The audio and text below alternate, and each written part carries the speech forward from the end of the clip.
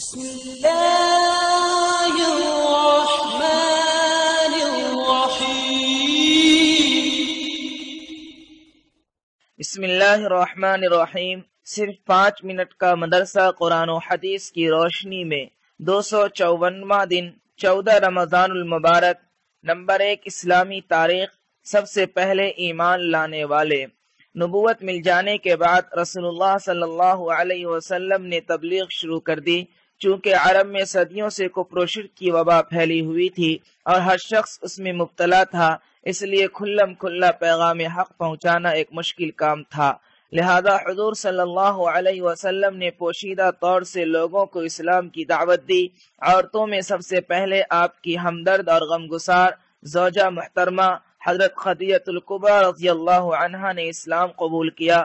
مردوں میں آپ صلی اللہ علیہ وسلم کے بچپن کے دوست، تجارت کے ساتھی حضرت ابو بکر صدیق رضی اللہ عنہ سنتے ہی آمنا و صدقنا بول اٹھے اور ایمان لے آئے۔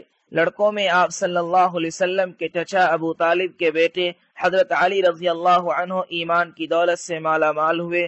خادموں میں آپ صلی اللہ علیہ وسلم کے چہیتے خادم حضرت زید بن حارثہ رضی اللہ عنہ نے اسلام قبول کیا۔ یہ چاروں حضرات پہلے ہی دن مسلمان ہو گئے۔ ان حضرات کا ایمان لانا، جو حضور صلی اللہ علیہ وسلم کی نبوت سے پہلے کی زندگی سے بخوبی واقف تھے، آپ صلی اللہ علیہ وسلم کے سچے نبی ہونے کی روشن دلیل ہے۔ نمبر 2 حضور صلی اللہ علیہ وسلم کا معجزہ، کھجور کے گچھے کا چھلنا۔ ایک دیہاتی رسول اللہ صلی اللہ علیہ وسلم کی خدمت میں آیا اور کہا کہ مجھے یہ کیسے یقین آئے کہ آپ نبی ہیں۔ آپ صلی اللہ علیہ وسلم نے فرمایا، اگر میں اس کھجور کے خوشے یعنی گچھے کو بلا لوں تو تم میرے نبی ہونے کو مان لو گے؟ اس نے کہا ہاں۔ آپ صلی اللہ علیہ وسلم نے اس گچھے کو بلایا۔ وہ درخت سے اتر کر رسول اللہ صلی اللہ علیہ وسلم کے پاس آیا اور پھر آپ صلی اللہ علیہ وسلم کے حکم سے واپس چلا گیا۔ دیہاتی فوراً اس معجزہ کو دیکھ کر ایمان لے آیا۔ نمبر 3 ایک فرض کے بارے میں، صبح کی نماز ادا کرنے پر حفاظت کا ذمہ۔ رسول اللہ صلی اللہ علیہ وسلم نے فرمایا، جس نے صبح کی نماز ادا کی وہ اللہ کی حفاظت میں ہے۔ نمبر 4 ایک سنت کے بارے میں، قرض کی ادائیگی کی دعا۔ رسول اللہ صلی اللہ علیہ وسلم نے حضرت علی رضی اللہ عنہ کو یہ دعا قرض کی ادائیگی کے لیے سکھائی۔ اللہم اکفنی بحلالک عن حرامک واغنینی بفضلک عمن سواک۔ ترجمہ، اے اللہ مجھے اپنے حلال رزق عطا کر کے حرام سے میری حفاظت فرما اور مجھے اپنے فضل سے اپنے سوا سب سے بے نیاز کر دے۔ نمبر 5 ایک اہم عمل کی فضیلت، خزانچی کا بخوشی صدقہ دینا۔ رسول اللہ صلی اللہ علیہ وسلم نے فرمایا، امانت دار خزانچی 2 صدقہ کرنے والوں میں سے ایک ہے، جبکہ اسے صدقہ دینے کا حکم دیا گیا ہو اور وہ خوش دلی سے پورا صدقہ اس شخص کو دے دے جس کو دینے کا حکم ملا ہے۔ فائدہ، 2 صدقہ کرنے والوں سے مراد ایک خزانچی دوسرا مالک ہے جس نے صدقہ کرنے کا حکم دیا ہے۔ اگر خزانچی امانت داری کے ساتھ مالک کے حکم کے مطابق خوش دلی سے صدقہ کرے تو حضور صلی اللہ علیہ وسلم نے اسے بھی صدقہ کرنے والوں میں شمار فرمایا ہے۔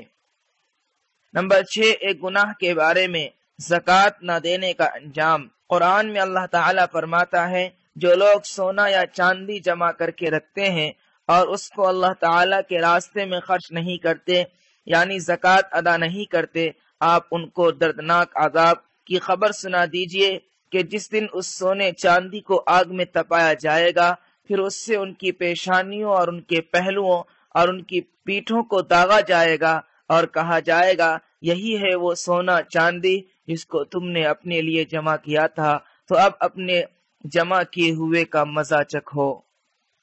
نمبر 7 دنیا کے بارے میں، مال و اولاد دنیا کے لیے زینت۔ قرآن میں اللہ تعالیٰ فرماتا ہے، مال اور اولاد یہ صرف دنیا کی زندگی کی ایک رونق ہے، اور جو نیک اعمال ہمیشہ باقی رہنے والے ہیں وہ آپ کے رب کے نزدیک ثواب اور بدلے کے اعتبار سے بھی بہتر ہے اور امید کے اعتبار سے بھی بہتر ہے۔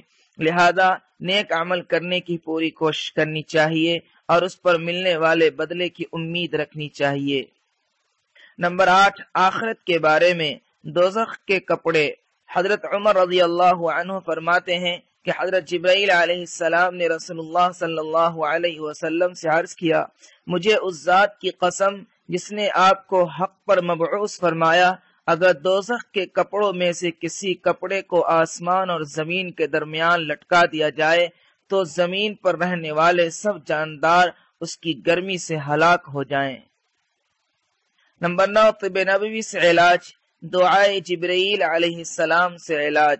حضرت عائشہ رضی اللہ عنہ بیان کرتی ہیں کہ جب رسول اللہ صلی اللہ علیہ وسلم بیمار ہوئے تو جبرائیل علیہ السلام نے اس دعا کو پڑھ کر دم کیا، بسم اللہ یبریکا ومن کل داء یشفیکا ومن شر حاسد اذا حسد وشر کل ذی عین۔ نمبر 10، نبی صلی اللہ علیہ وسلم کی نصیحت۔ رسول اللہ صلی اللہ علیہ وسلم نے فرمایا، جھوٹ سے ہمیشہ بچتے رہو، کیونکہ جھوٹ بولنے کی عادت آدمی کو برائی کے راستے پر ڈال دیتی ہے اور برائی اس کو دوزخ تک پہنچاتی ہے، اور جب آدمی جھوٹ بولنے کا عادی ہو جاتا ہے تو اس کا انجام یہ ہوتا ہے کہ وہ اللہ کے ہاں جھوٹوں میں لکھ دیا جاتا ہے۔ بسم اللہ الرحمن الرحیم۔